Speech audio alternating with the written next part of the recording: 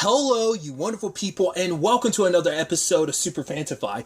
This being a show where we talk about TV shows of the supernatural, fantasy, and or science fictional genre. For today's episode, I'm going to talk about the latest episode of 4400. Great episode, a lot of really interesting things went down in this episode, so let's break it down. So first and foremost, obviously we had the continued reunion between Jarrell and his brother Manny, and I love the things that they've done throughout this episode. At first, I thought it was so interesting because, like, Jarrell's obviously like, okay, why didn't you let me know you were okay the entire time? He's like, sorry, I couldn't take the chance at government. He's like, you also work with the Fed, so I didn't know what your allegiances were, which is kind of BS. If you've been walking around the entire time, you knew where Jarrell stood.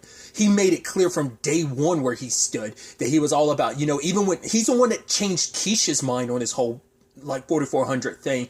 He's been the best advocate they've ever had. So it was like, you could have at any point in time, especially with especially because you and your brother were on better terms. That's also the thing for Jarrell. It's like, you know, he's like, I didn't always treat him right. We weren't on the best of terms. But before he disappeared, that's when we were good, starting to become good again. And you would have thought he would have rolled the high of that and be like, all right, this is my bro, but it's been a year. But that in itself brings into question, like, has he actually been gone only a year? Because amongst everyone, it seems like he's the one that jumped forward the least amount of time. Like, I say after him would be like LaDonna, and then probably like Shanice after that, maybe, you know? So that's what I was wondering, like, did he actually jump forward in time, or was he actually here the entire time just being invisible, planning all this for the past year? Or, like, he maybe did fast forward a year, but this episode presents, like, he definitely has known a lot more about a lot of this than he was, than he initially let on. Obviously, like, he knows some of what's going on, but he doesn't know enough to know that Rev has the power to take people's abilities. So when he shakes Rev's hand, it ends up snatching his ability. He's also, like, going on in his, like, fake name Jorge, because he doesn't, I mean, it makes sense. You want to stay low-key, you don't want the government to know your whereabouts, but it's just like, he made a lot of moves. I'm like, I don't know about that. That seems a little weird and shady. Now we kind of find out why. Like I said, I love how this story does this really interesting thing where, like, because I went into the story, like, the moment Rev gave his speech on Bell Island, I was like, oh my God, they're going to make him that character. He's going to be that guy that, like, rallies up the 4400 to be on the more radical end of things. And obviously, I think radical would be the word, especially with where things are going to go. Like, because I think there are going to be radicalists on either side. Those who are anti-4400 and those who are, like, the 4400. They're going to be radicalists amongst them.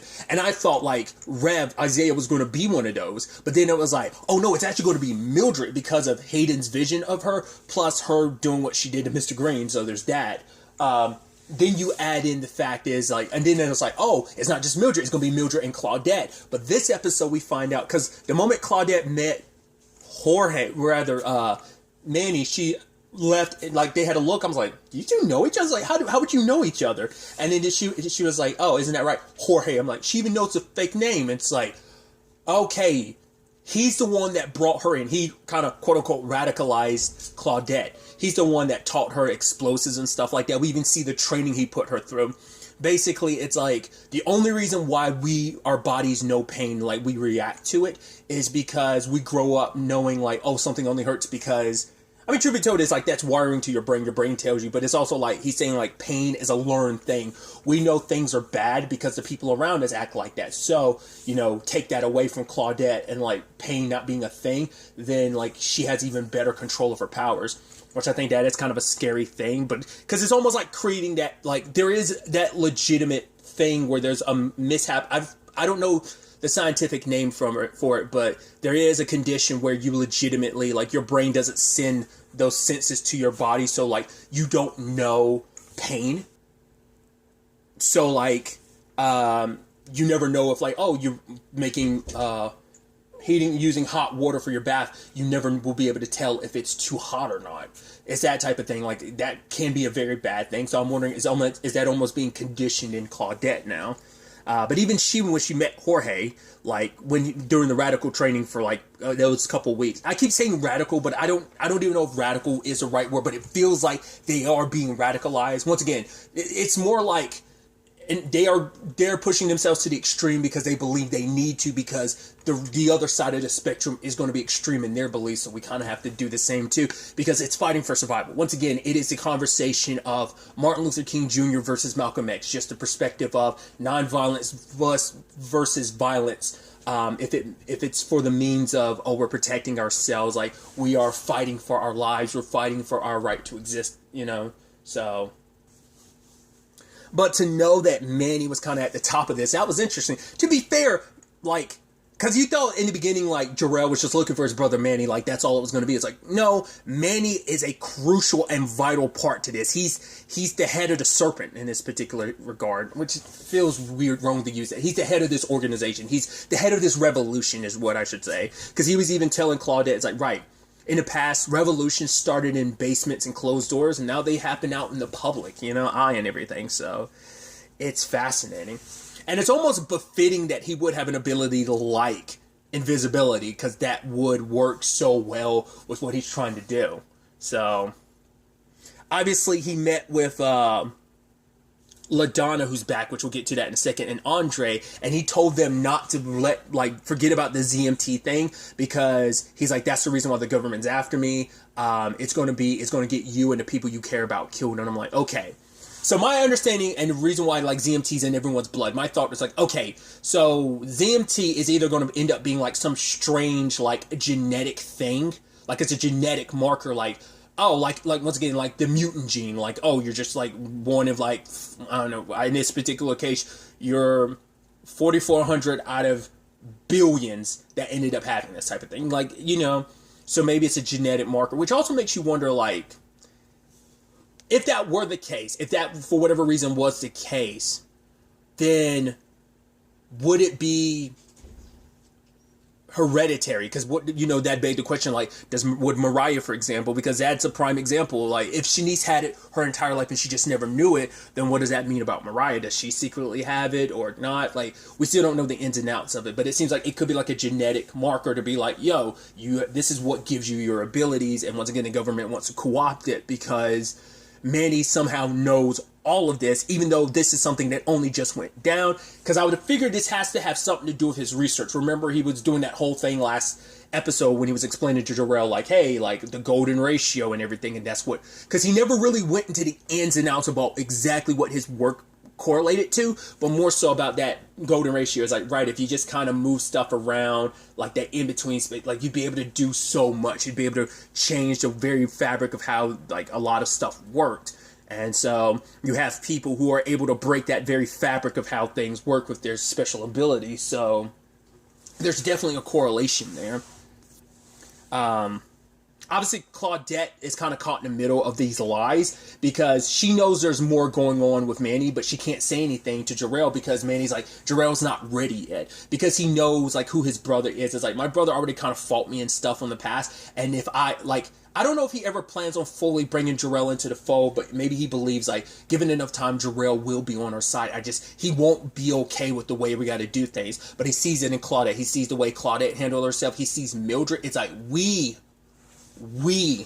like, you guys are pillar examples of what we need in this organization. And like, who knows, because there were other people there, so I'm assuming those are other 4400s that he, got to join his revolution. So, but circling back, I brought up LaDonna, which we have her finally returning, because that was quite a surprise when that guy was there. Was his name Shane? And he was amongst those people who are anti-4400, and we see that's LaDonna. I was like, now that makes sense why you didn't speak, because LaDonna, her power is just an illusion. It's a visual, like, ability. Like, she doesn't have, like, I mean, maybe eventually she can expand it to be auditory, so like she can make you hear what she needs you to, but like she can't change her voice. So that's still the downside. So that's why she's mute the entire time, like being like, oh, like I don't talk. But it's like, yeah, I wonder, is, like I said, if she expands her ability eventually, will she be able to create auditory illusions too? Not just visual ones. We'll see. But we found out the tragic side of things, that her dad is like. And maybe that's a side of, maybe that's always been a part of her dad and she just never noticed it before. Obviously, with everything going on, like, he definitely gets radicalized by, like, once again, the opposite spectrum of how he believes, like, oh, like, the 4400, like, he's listening to someone and then, like, LaDonna's like, that guy is a racist. He's against people who are kind of, like from somewhere else, kind of, like, foreign to the U.S. or whatever. and the 4400, which for LaDonna, it's like, I technically fall in all three categories, you know? But then the moment, it's like, once again, that Mildred thing like I said, I like how they handled it. Was it last episode how they handled that, I believe, where they did the whole thing with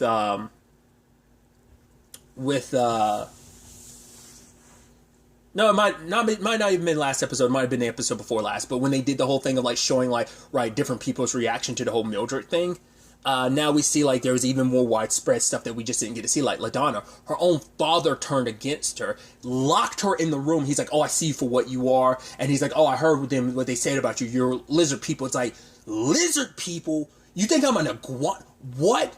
To be fair, those are conspiracy theories that a lot of people at the top are like, I'm not going to fight you on that. Like, I think it's one of those things where, because, like, some people think, like, oh, conspiracy theories are fun to think, yeah, oh, like, the rich and powerful are lizard people. Obviously, there are conspiracy theories that a lot of rich and powerful people are terrible, terrible things that don't involve being lizard people, which is like, yeah, I'd rather think people at the top are lizard people rather than think about the other things that get tilted towards rich and powerful people, because you're like, that's disgusting and terrible, and I'd rather you be lizard people than that. So there's that whole thing. But it's that thing of like, yeah, conspiracies can be fun in certain regards, but then it's like, the problem is when they become your everything, like, at least to some rationale, you know, but it's like, right, this is something that goes beyond the power rationale. These are people who disappeared out of nowhere, came back, and apparently have powers. Of course, people are going to be freaked out, but to go to the extent, I mean, once again, it's just like, oh, like, you know, people find their own meanings and stuff. It's like, you know, you need to rationalize stuff. Once again, her dad, like, probably in the time LaDonna was going, he was all about that radio or whatever. And so it's like, right, you just need the wrong person whispering in someone's ears. Like, they have to be pliable, I think. I think that had to be somewhere in LaDonna's dad already for, like, that to start working on. For him to do that, like, be all like, now you're not my daughter. And she's like, remember this memory? Remember you used to call me your little butterfly? Like, how that first started? She created a butterfly. He was like, nice try. I don't know what you did to my daughter, but you must have taken her memories. Can't even accept the possibility that this might be my daughter. Maybe she's back and she's just powered. Like, it's one thing to be, like, because we've seen that before where it's just kind of a thing of, like, right, this is my loved one, they're back, I don't know you anymore, get out, you're not my child anymore because of that. But to go to an extreme of, like, you're an iguana person, you know? So, and you brought some dude who's like a zookeeper dude, and it's like, oh, he's going to, like, get answers out of you. I'm like, what was he going to do to her? What were you going to let him do? But in his mind, it's like, oh, I'm letting him do it to some creature. You're not my daughter. That's the thing. Like, he referred to her as a creature. So she was able to get away, but that's the heartbreaking thing. Like, she was so excited to go home, and it's like, she has nowhere to go. She can't be around her mom because all the crazy that is her mom.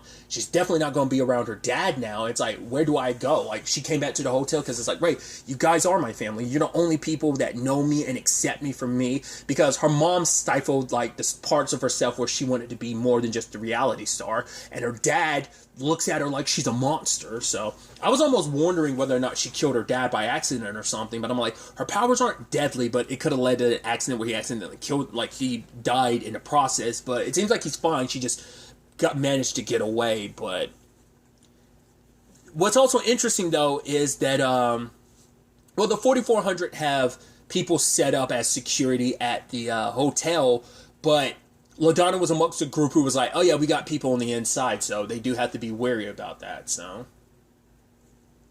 it's sad that, like, all this is going down when it's supposed to be a joyous time, because Ji-yoon is back and she's getting married to, like, her love who she hasn't seen in like 30 years. They're finally reunited, and he's like, yeah, I never gave up hope, which I was super suspicious of home, dude. I'm like, timing's just a little weird. You decided to come back, especially the way he kind of got a little iffy around Mildred when she rolls up. But I'm like, understandable, because out of anyone, she would freak you out the most, because she is the poster child, the literal poster child for the revolution now.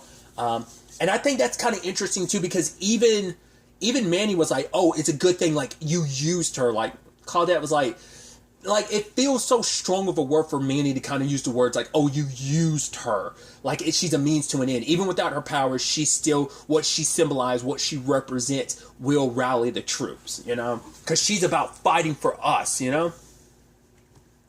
That's just an interesting thing about all of this.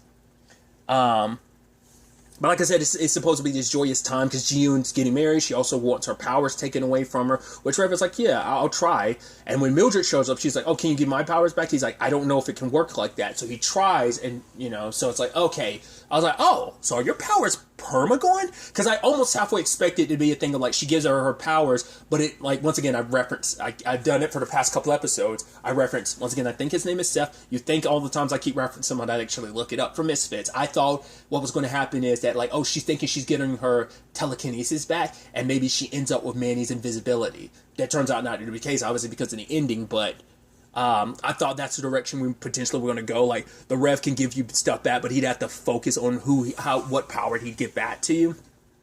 But it seems like he's a conduit. He has to, when he takes it from you, he takes it. Maybe eventually, once again, once people's powers continue to expand, maybe he'll eventually be able to give them back. But for now, he can only take them away. So I thought that was fascinating. And so it does seem like it is also because I'd also theorized last episode, I was like, is it like a blocker? Does when he touch you, does he kind of block like whatever's in your DNA that gives you your abilities? It seems like no, it's just a straight up like, nah, I like absorb them into my skin and store them in me type of thing, almost. So, all the while that's happening, you have like Logan and Hayden, which Hayden's obviously scared about the whole Mildred thing because he finds out like Logan had like a contracting gig, but then they bailed at the last second. He's like, maybe that's because they found out about me because of the whole Mildred thing. You were on TV with me, and you're seen as a 4400 supporter. He's like, it could be other things because he doesn't want to worry Hayden. So he's like, it could be a multitude of other things. Like he's like, it's a bigger mystery. Just like, oh, like you trying to teach me chess, which I thought was kind of adorable. Like he's like, oh, I can make this move, and Hayden's like, all right, let's start this from the beginning. He's like, wait, what? Because he must have made the wrong move with the wrong piece. So. But then someone threw a brick through the house being like, oh, we know you have one of them amongst you. This is your warning. And so Hayden does eventually go back to the hotel because he doesn't want them to get in, like, he doesn't want them hurt because at the end of the day, he does care about that family. It's like, right, you guys took me in and he'd rather be there because he feels like the hotel isn't where he belongs and he feels safe here. And it is interesting that one of the first people he meets coming back would be Mildred. And that's the thing. Both of them aren't the same people before. Like, she's not necessarily the girl you fell in love with, or maybe this is who she really is. And because Hayden found his voice just like she found hers. You're just on opposite sides of things. Because Hayden wants to stop stuff before it gets... So he's definitely in that middle ground. Like I said, there are two extremes. The anti-4400. The extremist on the 4400 side of like, no, we're going to fight back. And you're going to have like... Because I think that's going to be like the method in which they try to create this. Like, I mean, even Jarrell's probably going to be like the Martin Luther to his brothers Malcolm X, and Claudette and Mildred kind of fall on that lane, and Jarrell, Keisha, Hayden, Shanice, and them will probably fall in that middle ground. Like I think LaDonna, Andre would fall in that category. So with Rev, so she was like, yeah, tell me everything. And he's just kind of awkward around her. It's like, yeah, like you're acting like the last time I saw you wasn't you flinging some dude out a window and then trying to crush his head. Like, yeah, like we're, like everything can go back to the way it was before, but it can't. Well, it's going to be, we didn't get to see it this episode, but I'm curious to see how both of them navigate that going forward. But other than that, you had Shanice kind of struggling to keep up with everything. She's kind of managing the place. She's officiating this. Well, she's doing the wedding planning. She's just doing so much. She's trying to help all these people. Plus, we still haven't dived into that business. So far on the surface level, it seems like they're on the up and up. We don't know for sure. Even LaDonna's like, right, if you need anything from me, like, because even Shanice is still like, it's not 100% out the realm of possibility that there might be something shady going on here. So she's still keeping her eye on it. So I'm sure with LaDonna around, that'll potentially help. But at least she doesn't have to go through this alone. She does have Andre there, and and I thought it was interesting because Shanice is like, yeah, my life was easy. Like, in retrospect, it's like, despite my challenges and everything, looking back on my life, I realized, like, man, my life was way easier than all of this because things have gotten super complicated, over time, so. Which makes like that dance with Logan, kind of like, ugh, just because it's like, right, they're, you know, getting sappy around a wedding and probably makes them think of their own wedding. Because Shanice doesn't really know if she can handle all this, but Logan's like, I know you can, like, because of who she's always been, and the fact is you're running this place by yourself continues to show, like, you are a boss, you got this, you know, so, but, like, they kind of got caught up in the moment, so we'll see if that ends up bringing an issue later on or not. But because it's like, right, this everything's more complicated now, especially because of now, you know, because our life here is so much more complicated. But it's like, right, there's no rewinding the clock. Things are as they are, at least for now. That, you know, it seems like we're kind of stuck as where we are, but we'll see. Luckily, Soraya ends up reaching out to Jarrell and meets with him, and I love that whole thing about, like, yeah, she's like, yeah, like, I got these degrees, I'm acting as a triple agent, and I got time for sports on the side. It's like, is bowling a sport? She's like, of course it is. What's wrong with? She's like, of course it is. What's wrong with you?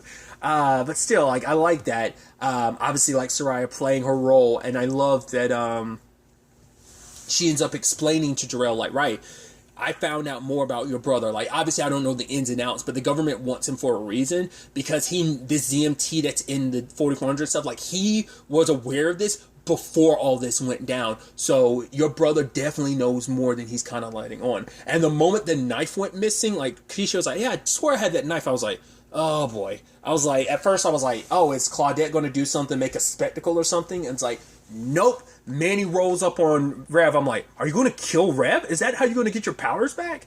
He's like, I want my powers back. He's like, I don't know how I can do it. He's like, but you already knew that. He's like, I figured as much.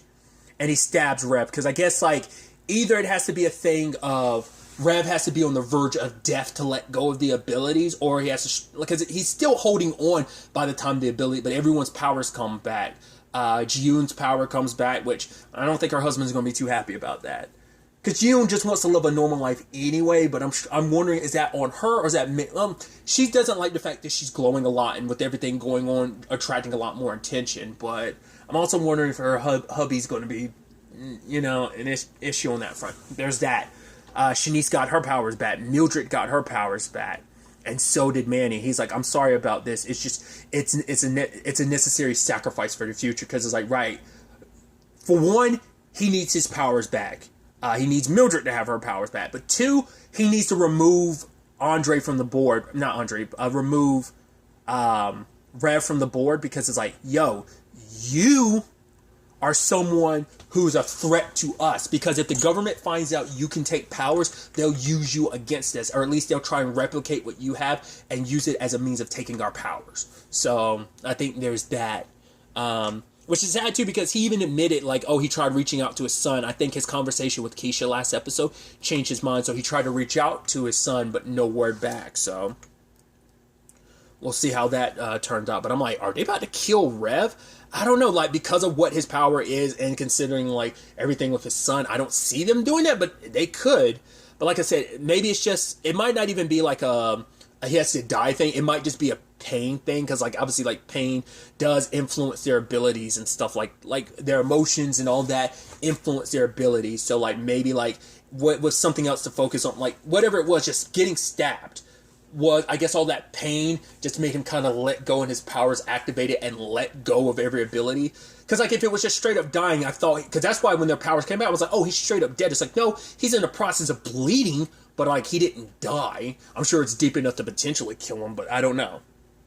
I'm curious to learn, like, how their explanation exactly for how that works. So, but luckily Logan finds him in time. But who knows if it's going to be okay in the end? Like, whether Rev's, I don't see him dying, but Manny had many reasons to do that. So let's see if especially because he made sure to wipe his prints off. Because also he's also a witness too, and I'm curious how Claudette's going to feel when she finds out potentially that, wait, you're the one that did that. How'd you get your powers back, Rev? You did it, you know, so we'll see. I'm excited to see where the next episode takes us with all of this. But really, that's all I'm going to talk about. Until the next time we meet, be happy, be safe, live life to the fullest, and enjoy it. Good day, and goodbye.